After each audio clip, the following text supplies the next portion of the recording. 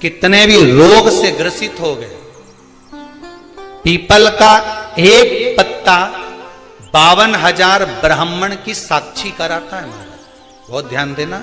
अच्छा एक बात बताइए कि कई लोग कहते हैं कि कई तुम जहां जहां जाते हो ना, ऐसे जिनके शरीर में ऐसे ऐसे लोग घूमते हैं और घूमने के बाद कहते हैं कि तेरी कुल देवी तुझसे रूठ गई, कहते हैं ना, तेरे से तेरा ये देवता रूठ गया, वो देवता रूठ गया, परमात्मा रूठ गए। तो आप कैसे पहचानोगे कि भगवान आपसे रूठ गया? आप कैसे जान सकते हो कि भगवान आपसे रूठ गया? हमने देवी जी को धोख नहीं लगाई तो देवी जी नाराज हो गई, हमने पिताजी को धोख नहीं लगाई तो पिताजी नाराज हो गए, हमने वो देवता के ये नहीं करा तो वो नाराज हो गए। आपको कैसे मालूम पड़ेगा कि देवता नाराज होते हैं? देवता नाराज होते हैं। याद रखना, संसार में देवता अगर नाराज होते हैं तो कभी किसी का अहित नहीं करते। बहुत ध्यान देना इस बात पर, कभी अहित नहीं करेंगे देवता अगर नाराज होंगे। देवता नाराज होते हैं तो किसी का भोजन पानी बंद नहीं कर देते। देवता नाराज होते हैं तो किसी का खाना पीना बंद नहीं करवा देते। देवता अगर नाराज हुए हैं और आपको मालूम करना है कि देवता मुझसे नाराज हैं, तो कैसे मालूम करोगे? तो केवल एक काम करिएगा, अगर देवता नाराज होते हैं तो सबसे पहले आपकी पूजन पाठ छुड़वा देते हैं। क्या छुड़वाएंगे? रोज मंदिर जाती है, रोज माला उठाकर जाप करती है, रोज गीता जी का पाठ करती है, रोज दिया लगाने जाती है। 4 दिन 5 दिन 6 दिन 10 दिन अगर आप दिया लगाने नहीं गए, मंदिर नहीं गए, पूजन नहीं करी, तो समझ लेना कि देवता मुझसे नाराज हैं, इसलिए मेरा मुंह नहीं देखना। मुझसे नाराज। लक्ष्मी नहीं आ रही घर में, देवता नाराज है? नहीं नहीं नहीं, लक्ष्मी नहीं आ रही उसके लिए देवता नाराज नहीं है। लक्ष्मी नहीं आ रही उसके कारण तुम्हारा अहंकार है। भगवान ने जब दिया था उसको सत्कर्म में नहीं लगाया था। एक बात इससे पहली वाली कथा में कही थी, शरीर चले और तुम्हारे याद है तुम लोगों को? बस उतना ही याद कर लो, बहुत है। इतनी बात तुम लोग याद कर लोगे ना तो आने वाले समय में 2-1 साल में तो तुम यहाँ हम बस इतनी याद कर लो। बस हर कथा में से इतनी निकाल लोगे ना तो थोड़ा तो यहाँ समझ में तो आए लगे तो सही कि कथा अंदर गई। तो एक बार पहले कथा में, इससे पिछले वाली में की थी, 7 से पहले वाले में, कि तुम्हारे घर में चले और तुम्हारा शरीर चले, तब तक सारा दान पुण्य भजन तीरथ सब कर लो। और क्योंकि तुम्हारी घर में चलेगी तभी तुम दान कर सकोगे, सत्कर्म कर सकोगे, भजन कर सकोगे, शरीर सही होगा तो तीरथ कर सकोगे। अब शरीर ही साथ नहीं दे और घर में तुम्हारी नहीं चले तो कोई तीरथ होए कि दान होए? कैसे भजन करो? कुछ नहीं करना, पीपल का एक पत्ता, उस पत्ते पर थोड़ा सा चावल, पूर्णिमा की रात्रि को अपने हाथ में लेकर अपने नयनों से लगाकर शरीर पर से स्वयं उतार कर उसको दरवाजे के पास रख दीजिए। पूर्णिमा की रात्रि को पूर्ण होने पर उस चावल को दूसरे दिन सूंघ कर बहते हुए पानी में डाल दीजिए। महाराज कितने भी रोग से ग्रसित हो गए, पीपल का एक पत्ता 52,000 ब्राह्मण की साक्षी कराता है महाराज। बहुत ध्यान देना, पीपल के वृक्ष में स्वयं नारायण का, मेरे कृष्ण का वास है। स्वयं भगवान गीता के अंतर्गत कहते हैं कि मैं पीपल का वृक्ष हूं। नारायण 52,000 ब्राह्मणों का वासा एक पीपल के पत्ते में होता है।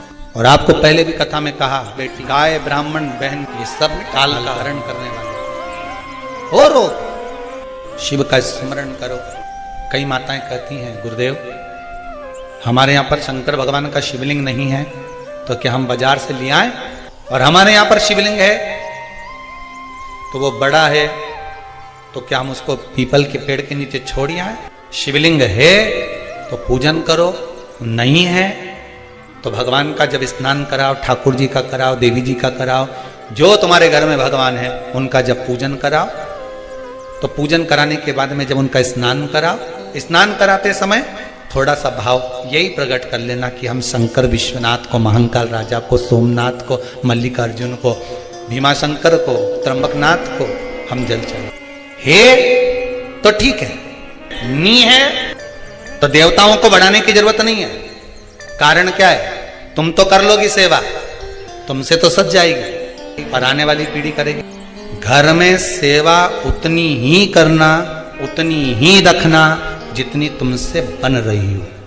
तुम्हारे जाने के बाद घर के बहू बेटा भगवान को डलिया में भर के वृंदावन छोड़िया, ऐसा काम मत करो। जितनी बने उतनी छोटे रूप में सेवा करोगे तो पीढ़ी दर पीढ़ी चलती रहेगी। ज्यादा सेवा को बढ़ा दिया, छूना नहीं, नहा के आओ, कपड़े बदल के आओ, ये कर आओ, जाओ जरा। जितना तुम पूजन को, सेवा को, भजन को, कीर्तन को जितना हवा बनाओगे, जितना डराओगे लोगों को, वो उतने डरेंगे, उतने डरेंगे। सेवा को, भजन को, पूजन को कभी डराने का केंद्र मत बनाओ। ये तो भगवान की मस्ती का आनंद सुख है। लोटा भर के पानी भी अगर चढ़ा रहे हो, शंकर जी के मंदिर में जाकर जल चढ़ा रहे हो, थोड़ी गलती हो गई भगवान से कह देना तुम्ही ने सिखाया है, हो गई तो हो गई, आप ही ने तो सिखाया, नहीं जानते थे। अब धीरे धीरे धीरे धीरे लोगों को शिव महापुराण सुनते सुनते मालूम पड़ रहा है कि शंकर की कैसे पूजन करना चाहिए, बेलपत्री कैसे चढ़ाना चाहिए, जल कैसे चढ़ाना चाहिए, धतूरा कैसे चढ़ाना चाहिए, चंदन कैसे चढ़ाना चाहिए, काली तिल कैसे चढ़ाना चाहिए। ये लोगों को ध्यान में अब आ रहा है धीरे धीरे। पहले नहीं मालूम था तो हो गई, गलती हो गई, स्वीकार, हमने गलती करी। शिव पुराण कह रही है, भगवान शंकर की कथा कर रही है। चंद्रदेव ने भगवान शंकर की आराधना करी, बालू रेत का शिवलिंग का निर्माण कराया महाराज जी। शिव महापुराण की कथा में आता है, देवराज नाम का ब्राह्मण जो गलत कर्म करता था, चोरी करता था, शरीर में ताप पड़ने के बाद में जब वो शंकर के मंदिर में जाकर कथा सुना और थोड़ी सी कथा सुनकर बाहर निकला तो उसको केवल कथा का एक तत्व उसके जीवन में उतर गया था, अंश मात्र उसके जीवन में उतर गया था, उसको परमात्मा मिल गया। बिंदुक की धर्मपत्नी चंचुला देवी बार बार कथा में आया, पार्वती जी ने उससे शिव महापुराण की कथा कर। क्या करती थी वो चंचुला? काशी में जाकर उसने करा क्या था? पति के जाने के बाद बिंदुक जो पानी में डूबकर मर गया, प्रेत योनि में चला गया। पहले भी कथा में कहा, पानी में डूबकर मरा हुआ व्यक्ति, सर्प के डसे से मरा हुआ व्यक्ति और स्त्री के हाथ से या स्त्री के चक्कर में मरा हुआ व्यक्ति ना तो देव योनि में जाता है, ना तो बैकुंठ जाता है, ना नरक जाता है। वो तो बीच का प्रेत बनकर भटकता रहता है, उसकी गति नहीं होती, उसका मोक्ष नहीं होता। चंचुला देवी को लगा था मेरे पति को मोक्ष, तो उसने करा क्या था ऐसा कि वो काशी पहुंच गई, काशी गई, ऐसा क्या करा था उसने? चंचुला देवी तो दिन रात फैशन में लगी रहती थी। कभी पति ने अगर धन लाकर दिया तो ज्यादा से ज्यादा पैसा वो खाने पीने में उजाड़ देती थी। कभी नहीं उसने दान करा, कभी नहीं धर्म करा, कभी पुण्य नहीं करा, कभी सत्कर्म नहीं करा, कभी कहीं सत्संग में नहीं गई, कथा में नहीं गई, कभी भजन में नहीं पहुंची। फिर उसने करा क्या? बचपन में किया गया कर्म व्यक्ति को कब प्राप्त होता है, ये चंचुला देवी की कथा। चंचुला देवी की कथा करें। चंचुला देवी की मां भोजन का जब निर्माण करती थी, ध्यान दीजिएगा जरा, बहुत सुंदर संवाद है। शायद आप भी अपने बच्चों को इस चीज के लिए डांटते हो। शायद बचपन का किया हुआ पुण्य चंचुला देवी के कहां काम आया वो देखिए। पुण्य नहीं करा था चंचुला देवी ने, वहां तो खेल करा था। किस जगह पर काम? चंचुला देवी 6 वर्ष की कन्या, बिंदुक ब्राह्मण है, चंचुला देवी भी ब्राह्मणी थी। ब्राह्मण के घर में जन्म लिया है चंचुला देवी। मां जब चंचुला को पास में बिठा लेती थी भोजन कराते समय, तो आटे की लोई आटा जो उसना हुआ रहता उसको तोड़ लेती थी चंचुला।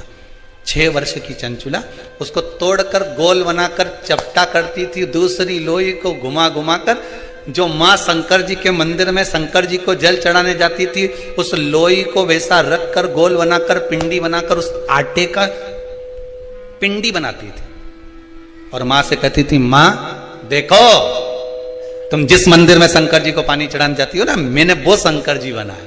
ये 6 साल की चंचुला, ये बच्चे आपके भी करते होंगे। जब माँ पापड़ बेलती, माँ जब पापड़ बनाती ना तो छोटी छोटी लोई बच्चे छोटे छोटे से हम भी बनाएंगे और वो छोटा सा बच्चा लोई लेकर बैठ गया, घुमा रहा है, चिड़िया बना रहा है, तोड़ रहा है, फोड़ रहा है। चंचुला देवी ने भी ये करा।